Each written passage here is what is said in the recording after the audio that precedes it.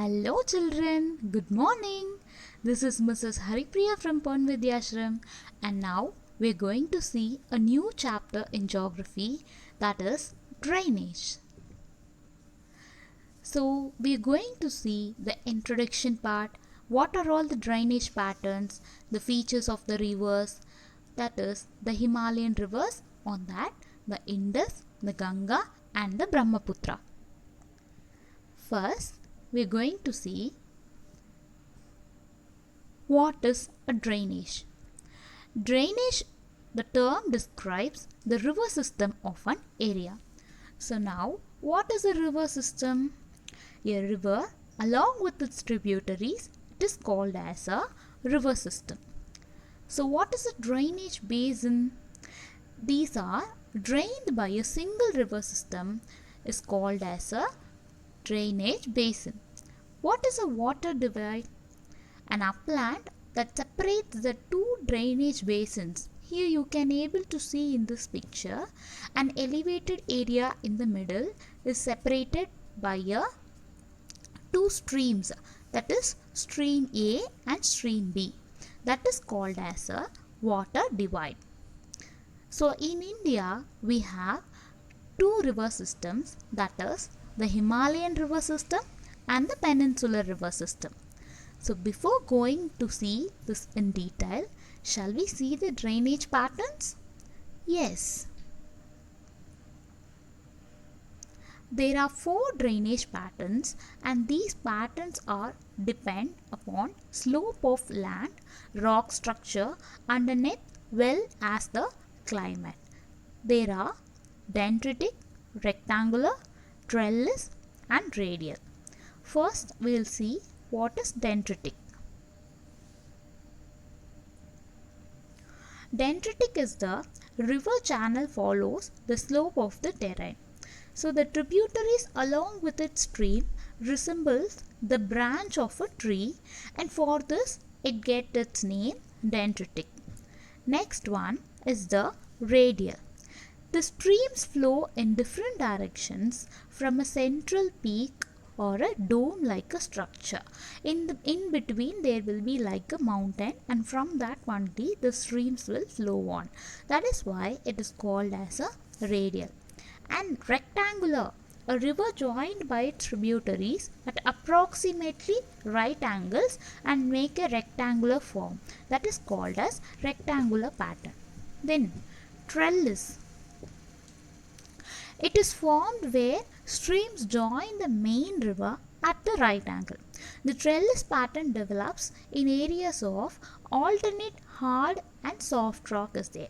So the trellis drainage is characteristic of folded mountains. For example, the Appalachian Mountains in North America and in the northern part of the Trinidad. Now we are going to see in detail about the features made by the rivers. So you can able to see the picture. The source of the river is there. The broader part in the upper area is called as a upper course of the river, and in the middle course you can see the part called Menda, and in the lower course you can see the delta region and the Oxbow Lake.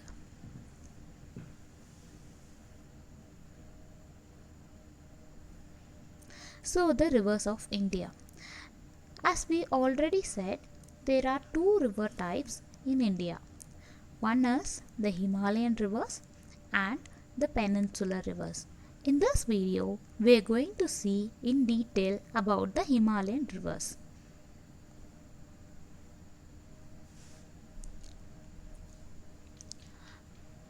Shall we compare the Himalayan rivers with the peninsular rivers? Yes. So these rivers of Himalayan originate from the glaciers, but the peninsular rivers originate from the plateaus. And the catchment area here is very large compared to here is very small, and it is engaged in high erosion activity. Here it is engaged in the low erosion activity. Here Himalayan rivers are useful in irrigation, and this is not much very useful in the case of irrigation. These are all perennial rivers as they are originate from the glaciers, and here they are all non-perennial. So some of the examples of Himalayan rivers are the Indus, the Ganga and the Brahmaputra. And examples from the peninsular rivers are Narmada and Godavari and etc. First, we are going to see in detail about the Himalayan rivers. So the Himalayan rivers are the perennial rivers, that is, they will flow throughout the year as they originate from the glaciers. There are three major rivers which we already said, the Indus, the Ganga and the Brahmaputra. And among these, the Indus and the Brahmaputra originate from the north of the Himalayas and they cut through the mountain and make a gorge. The Himalayan rivers perform intensive erosional activities and they carry huge loads of salt and sand that form in the upper course. First, we are going to see the Indus river system. The river Indus, which rises in the Tibet near the lake Mansarovar.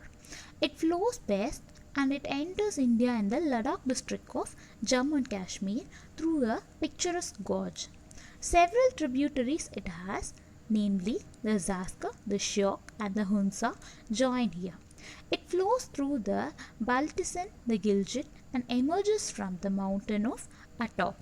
The famous five rivers of Punjab are the Satluj, the Beas, the Ravi, the Chenab and the Jhelum meet the Indus a little above the Mithankot in Pakistan. After this, the Indus river flows southwards and ultimately meets the Arabian Sea. The total length of the river is about 2,900 km. That is, it is one among the longest river of the world. Nearly 33.3% of the Indus basin is located in India and in the states of Jammu and Kashmir, Himachal Pradesh and in the Punjab, and the rest of the 67% lies in the Pakistan. According to the provisions of Indus Water Treaty, that is in the year 1960, India can only use 20% of the total water carried by this river system. This water is used for irrigation in the Punjab, Haryana and the western parts of the Rajasthan.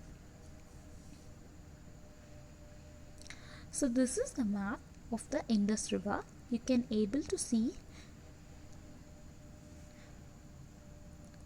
these are all the tributaries of the Indus river: Jhelum, Chenab, Ravi, Beas and Satluj. And nearly 33.3% of the river lies in India.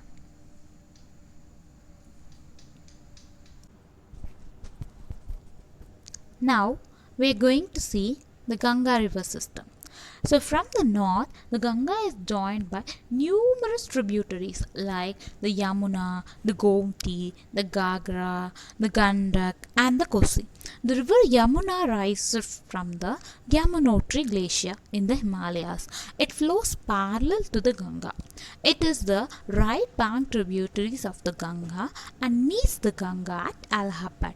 The Gagra, the Gandak and the Kosi rise in the Nepal Himalayas.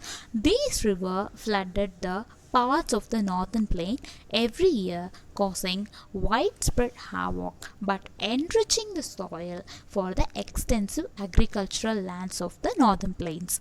The main tributaries coming from the peninsular uplands are the Chambal, the Betwa, the San and the Damodar.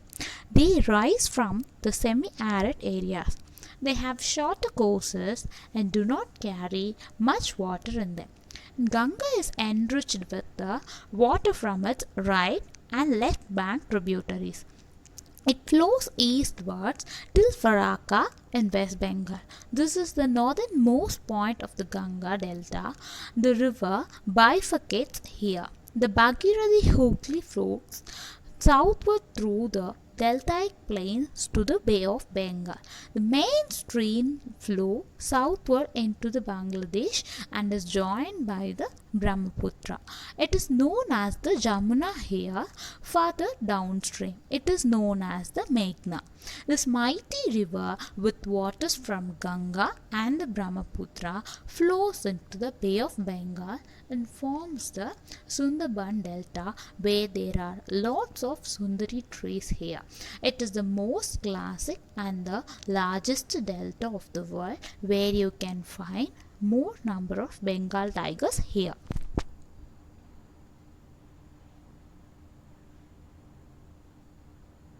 And this is where the place which I said, the Bhagirathi at Devaprayag. So this is the map of the Ganga river system.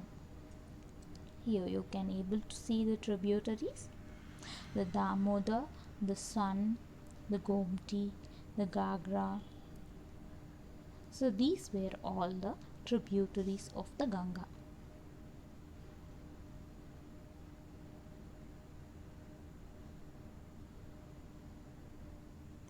Now we are going to see the Brahmaputra river system. Brahmaputra rises in the Tibet east of Mansarovar Lake, very close to the sources of the Indus and the Satluj. In Tibet, it is known by the name Tsangpo. It is slightly longer than the Indus and most of its courses lies in the Tibet. It flows eastwards parallel to the Himalayas to its south. When it reaches mountain peak of Namcha Barwa, it takes a U-turn and makes a 5,500 meter deep gorge. Then it enters India in Arunachal Pradesh through a gorge. Here it is called the Dihang, and it has numerous other tributaries to form the Brahmaputra in Assam.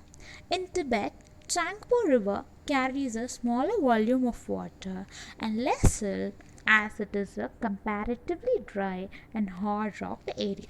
In India, it passes through a region which receives a huge amount of rainfall. The result is that the river carries a large volume of water and considerable amount of silt along with it. The Brahmaputra has a braided channel in its entire length in Assam and numerous riverine islands. Every year during the rainy season, Brahmaputra river floods its banks and causes widespread devastation in Assam and Bangladesh. The river also shifts its channel during rainy season every year. You can able to see the picture of the Brahmaputra river system. And this is the Brahmaputra river map. You can see the tributaries here. So these were all the tributaries of the Brahmaputra, and in this place in the Tibet it is named with the name of Tsangpo. And this is what the pictures of the Brahmaputra river.